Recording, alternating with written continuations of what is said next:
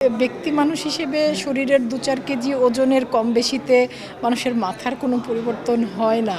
আমি মানুষটা একদম যা ছিলাম তাই আছি।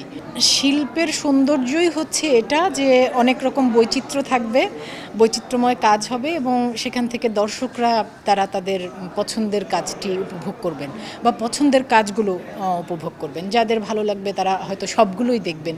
আবার যারা মানে যেই জনরার কাজ দেখতে পছন্দ করে সেই দর্শক সেই কাজ বেছে নেবেন। তাদের হাতে অনেক অপশন রইল, এটা তো খুব দারুণ ব্যাপার। সত্যি উত্তর হচ্ছে আমি চাই আমাদের সব ছবি চলুক। বিশ্বাস করেন আমি একদম মন থেকে বলছি। আমি চাই যে প্রতিটি ছবি হাউসফুল যাক, প্রতিটি ছবি দর্শক উপভোগ করুক। কারণ এভাবেই চলতে সব সিনেমাই যদি চলে তাহলে আসলে সামনে আরও এরকম সব রকম জনরার সিনেমা বানানো সম্ভব হবে। তো সেই জায়গা থেকে আমি আসলে একটি ছবির কথা বলতে চাই না এবং আমি একেবারেই আন্তরিকভাবে চাই যে সবগুলো ছবি ভীষণ ভালো চলুক। আমি আসলে এখন যেভাবে কাজ করি তাতে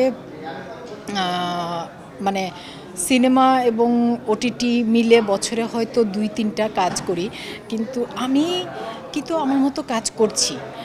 সে কাজগুলো কখন মুক্তি পাবে সেটা তো আসলে মানে অভিনয় শেষ করার পর মুক্তির ব্যাপারটা তো আর আমার হাতে থাকে না, ওটা পরিচালক প্রযোজকদের হাতে থাকে। তবে সামনেই বেশ কিছু কাজ শুটিং সম্পন্ন করে রাখা আছে যেগুলো মুক্তির অপেক্ষায় আছে। এটা আসলে আমার চেষ্টাটা ছিল, আমার খুব শরীরে অসুবিধা হচ্ছিল, সেই অসুবিধাগুলো কাটানোর জন্য অতিরিক্ত এই ট্রান্সফরমেশনটা দরকার ছিল। এটা একেবারেই আমার ব্যক্তিগত শারীরিক সুস্থতার জন্য চেষ্টা।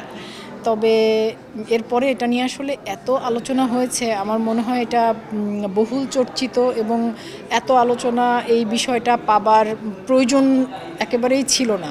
মনস্তত্ত্বের জায়গায় কোনো পরিবর্তন হয়নি, আমি মানুষটা একদম যা ছিলাম তাই আছি, কোনো পরিবর্তন হয়নি।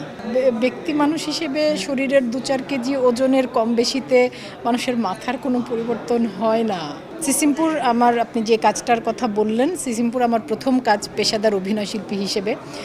সেই ২০০৫-এর সিসিমপুর থেকে আজকে ২০২৬ এই পর্যন্ত আমি আমার কাজ করার ধরনটা হচ্ছে এক লাইনে। আমার কাছে যা যা কাজের প্রস্তাব এসেছে তার মধ্য থেকে যে কাজগুলোর ব্যাপারে আমি আগ্রহ বোধ করেছি বা আমার ভালো লেগেছে সেগুলোর সাথে আমি যুক্ত হয়েছি।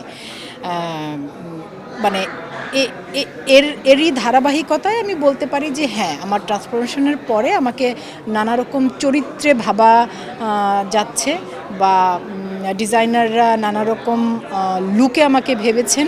সেজন্য আমি খুবই কৃতজ্ঞ আমার যারা আমাকে নতুনভাবে ভেবেছেন তাদের প্রতি।